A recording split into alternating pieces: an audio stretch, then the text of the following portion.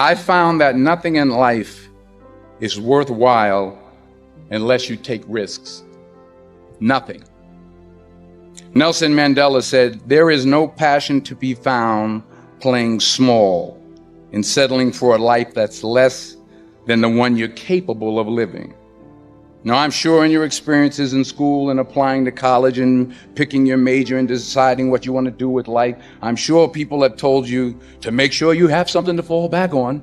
Make sure you got something to fall back on, honey. But I never understood that concept, having something to fall back on. If I'm going to fall, I don't want to fall back on anything except my faith. I want to fall forward. I figure at least this way I'll see what I'm going to hit. Fall forward. This is what I mean. Reggie Jackson struck out 2,600 times in his career, the most in the history of baseball. But you don't hear about the strikeouts. People remember the home runs. Fall forward. Thomas Edison conducted 1,000 failed experiments. Did you know that? I didn't know that. Because the 1,001st was the light bulb. Fall forward. Every failed experiment is one step closer to success. You've got to take risks, and I'm sure you've probably heard that before, but I want to talk to you about why that's so important. First, you will fail at some point in your life. Accept it. You will lose. You will embarrass yourself. You will suck at something. There's no doubt about it. And I know that's probably not a traditional message for a graduation ceremony, but hey, I'm telling you, embrace it because it's inevitable. And I should know. In the acting business, you fail all the time. Early on in my career, I auditioned for a part in a Broadway musical. Perfect role for me, I thought, except for the fact that I can't sing. So I'm in the wings. I'm about to go on stage, but the guy in front of me, he's singing like Pavarotti. He's just, and he's just going on and on and on. And I'm just shrinking. I'm getting smaller and smaller. So they say, "Oh, thank you very much. Thank you very much. And you'll be hearing from us."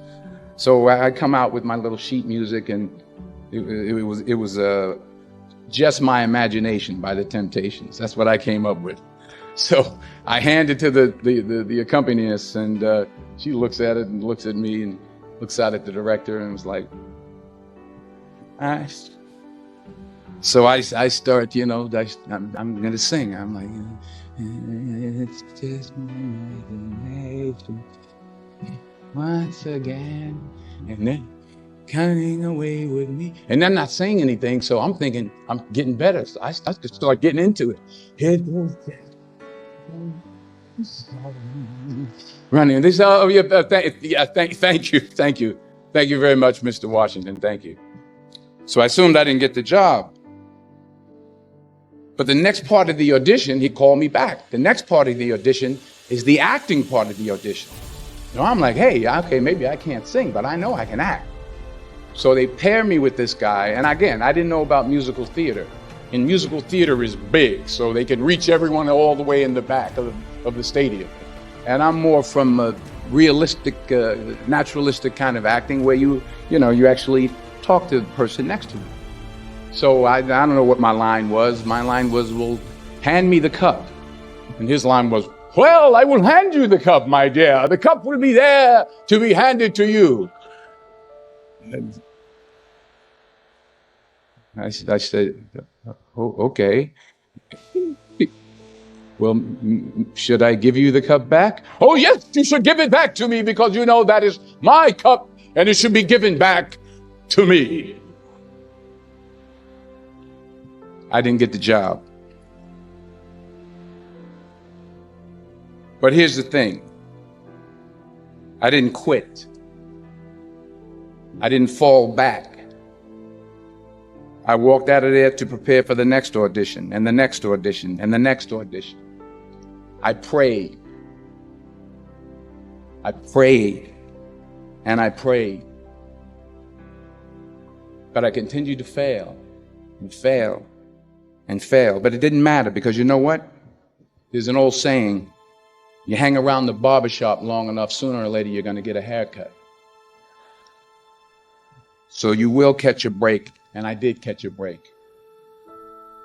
Last year, I did a play called Fences on Broadway. Someone talked about it. Won the Tony Award. And I didn't have to sing, by the way. But here's the kicker. It was at the Court Theater. It was at the same theater that I failed that first audition 30 years prior. The point is, every graduate here today has the training and the talent to succeed. But do you have the guts to fail? Here's my second point about failure. If you don't fail, you're not even trying. I'll say it again. If you don't fail, you're not even trying. My wife told me this great expression. To get something you never had, you have to do something you never did. Les Brown's a motivational speaker. He made an analogy about this. He says, imagine you're on your deathbed, and standing around your deathbed are the ghosts representing your unfulfilled potential. The ghost of the ideas you never acted on. The ghost of the talents you didn't use. And they're standing around your bed, angry, disappointed, and upset. They say, we came to you because you could have brought us to life, they say. And now we have to go to the grave together. So I ask you today, how many ghosts are going to be around your bed when your time comes? You've invested a lot in your education, and people have invested in you. And let me tell you, the world needs your talents. Man, does it ever. I just got back from Africa like 2 days ago, so if I'm rambling on, it's because I'm jet lagged. I just got back from South Africa. It's a beautiful country, but there are places there with terrible poverty that need help. And Africa is just the tip of the iceberg. The Middle East needs your help. Japan needs your help. Alabama needs your help. Tennessee needs your help. Louisiana needs your help. Philadelphia needs your help. The world needs a lot, and we need it from you. We really do. We need it from you young people. I mean, I'm not speaking for the rest of us up here, but I know I'm getting a little grayer. We need it from you, the young people. So you got to get out there. You got to give it everything you got, whether it's your time, your talent, your prayers, or your treasures. Because remember this, you will never see a U-Haul behind a hearse. You will never see a U-Haul behind a hearse. You can't take it with you. The Egyptians tried it, and all they got was robbed. So the question is, what are you going to do with what you have? I'm not talking about how much you have. Some of you are business majors. Some of you are theologians, nurses, sociologists. Some of you have money. Some of you have patience. Some of you have kindness. Some of you have love. Some of you have the gift of long suffering. Whatever it is, whatever your gift is, what are you going to do with what you have? All right, now here's my last point about failure. Sometimes it's the best way to figure out where you're going. Your life will never be a straight path. I began at Fordham University as a pre-med student. I took a course called cardiac morphogenesis. I still can't say it. It's cardiac morphogenesis. I couldn't read it. I couldn't say it. I sure couldn't pass it. So then I decided to go into pre-law, then journalism. And with no academic focus, my grades took off in their own direction. Yeah, down. I was a 1.8 GPA one semester, and the university very politely suggested that it might be better to take some time off. I was 20 years old. I was at my lowest point. And then one day, and I remember the exact day, March 27th, 1975, I was helping my mother in her beauty shop. My mother owned a beauty shop up in Mount Vernon. And there was this older woman who was considered one of the elders in the town. And I didn't know her personally, but I was looking in the mirror. And every time I looked at the mirror, I could see her behind me. And she was staring at me. She just kept looking at me. Every time I looked at her, she kept giving me these strange looks. So she finally took the dryer off her head and said She said something I'll never forget. First of all, she said, somebody give me a piece of paper. Give me a piece of paper. She said, young boy, I have a prophecy, a spiritual prophecy. She said, you are going to travel the world and speak to millions of people. Now, mind you, I'm 20 years old. I'm flunked out of school. In fact, like a wise ass, I'm thinking to myself, maybe she's got something in that crystal ball about me getting back into school next fall.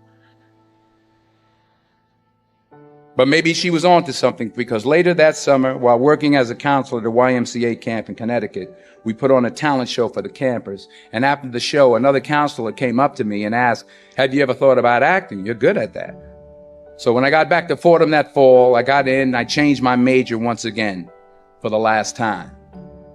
And in the years that followed, just as that woman prophesied, I have traveled the world and I have spoken to millions of people through my movies.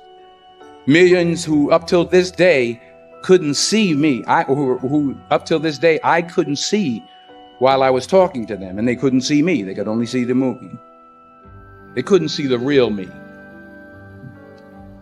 But I see you today, and I'm encouraged by what I see.